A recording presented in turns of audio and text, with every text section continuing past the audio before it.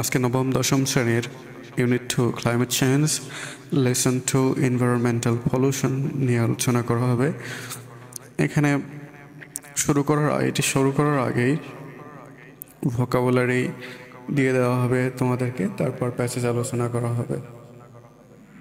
Lesson 2 এর গুরুত্বপূর্ণ word সাথে ফার্স্ট স্পিচ ইন্ডিকেট করা রয়েছে এখানে, যেমন পলিউশন মানে দূষণ, এক্সজস্ট নির্গমন, ইন্ডাস্ট্রিয়াল শিল্প সংক্রান্ত, এমিশন নির্গমন, লুব্রিক্যান্ট তৈলাক্ত পদার্থ, হ্যাজার্ডাস বিপজ্জনক, রিলোকেট স্থানান্তর করা, সেডিমেন্ট তলানি, এরিজন ক্ষয়, ইমপ্রপার অনুপযুক্ত, লিটারিং আবর্জনা ফেলা, লিকেজ বলতে বোঝায় কোনো জায়গাতে লিক হয়ে যাওয়া অর্থাৎ ফুটা হয়ে যাওয়া, অর্গ্যানিক জৈব, টক্সিক বিষাক্ত, নিষ্পত্তি করা বা ফেলা নিক্ষেপ করা, পেস্টিসাইড কীটনাশক, ফার্টিলাইজার সার, কম্পোস্ট জৈব সার, ডিফরেস্টেশন বন উজাড়করণ, এরিশন ক্ষয়, ফার্টিলিটি উর্বরতা, রিফরেস্টেশন পুনর্বনায়ন অর্থাৎ ডিফরেস্টেশন বলতে বোঝায় বন জঙ্গল উজাড় করে কেটে ফেলা, আর রিফরেস্টেশন মানে পুনরায় বনায়ন করা।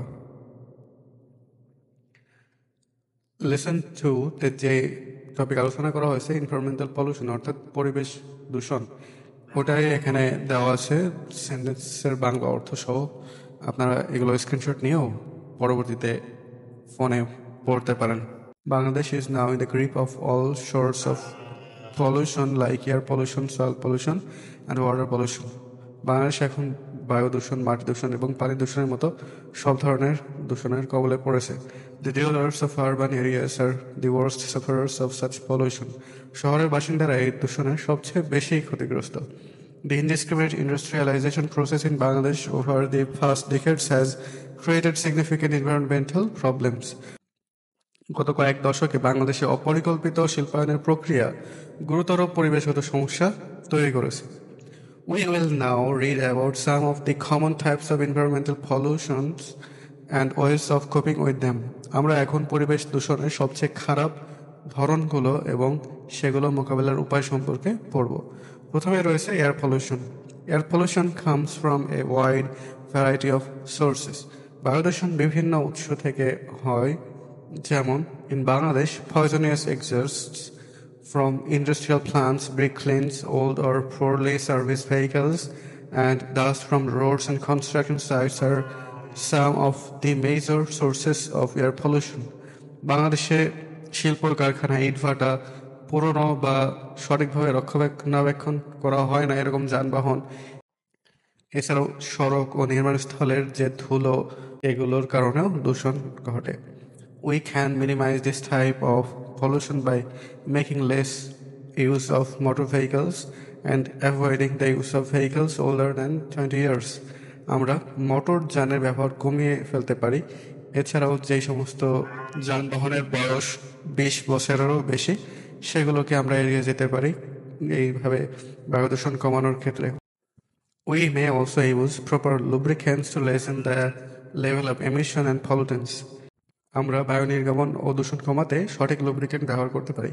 We can encourage people to use compressed natural gas CNG or liquid petroleum gas LPG for fueling their cars. আমরা মানুষকে তাদের গাড়িতে সিএনজি বা এলপিজি ব্যবহারে উৎসাহিত করতে পারি।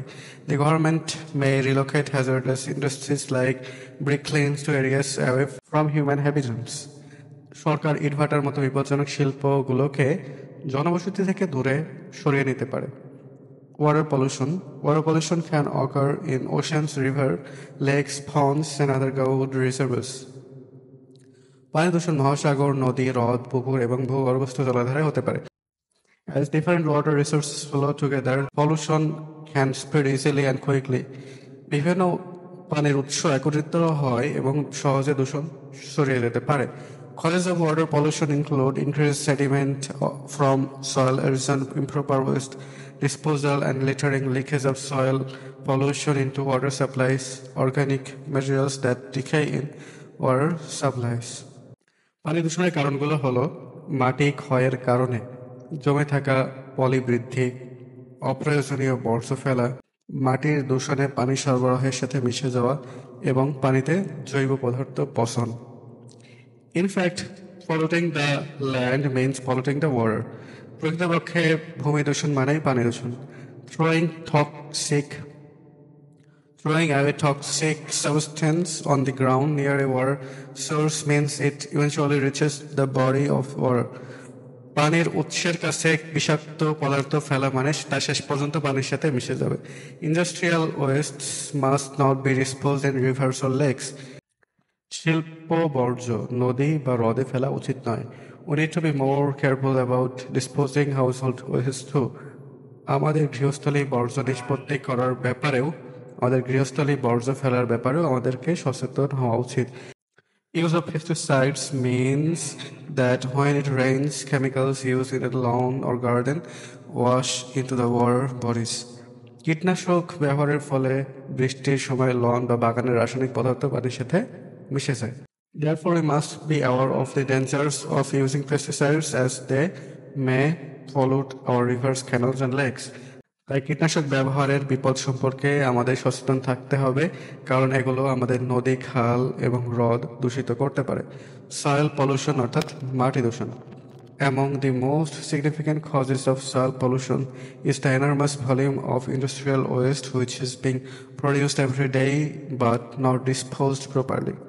মাটি দূষণের সব থেকে বড় কারণগুলোর মধ্যে প্রতিদিন উৎপাদিত শিল্পের বিশাল পরিমাণ বর্জ্য যা সঠিকভাবে নিষ্কাশন করা হয় না।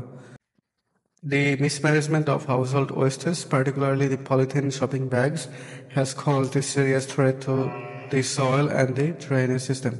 গৃহস্থলী বর্জ্য বিশেষ করে পলিথিন ব্যাগের অব্যবস্থাপনা মাটি এবং ড্রেনেজ ব্যবস্থার জন্য গুরুতর হুমকি সৃষ্টি করছে। Another cause for soil pollution is the use of agricultural pesticides, fertilizers, etc. আরও একটা কারণ মাটি দূষণের জন্য সেটা হলো যে কৃষিতে কীটনাশক ব্যবহার এবং সারের ব্যবহার ইত্যাদি ইত্যাদি। Sometimes fuel leakage from automobiles may get washed away by rain and seep into the nearby soil. কখনো কখনো গাড়ির জ্বালানি লিক হওয়ার কারণে তা মাটিতে মিশে যেতে পারে বৃষ্টিতে ধুয়ে। Pesticides, fertilizers are useful for plant growth, but their overuse has led to soil pollution. কীটনাশক এবং সার গাছের বৃদ্ধির জন্য উপকারী হলেও অতিরিক্ত ব্যবহার মাটি দূষণ ঘটায়। Natural fertilisers and compost can be used instead of their chemical alternatives. রাসায়নিকের পরিবর্তে প্রাকৃতিক সার এবং কম্পোস্ট সার ব্যবহার করা যেতে পারে। Recycling is another way to reduce and control soil pollution. Recycling ব্যবস্থা, পুনর্ব্যবহারের ব্যবস্থা আরও একটা উপায় যেটা দিয়ে মাটি দূষণ কমানো যেতে পারে ও নিয়ন্ত্রণও করা যেতে পারে।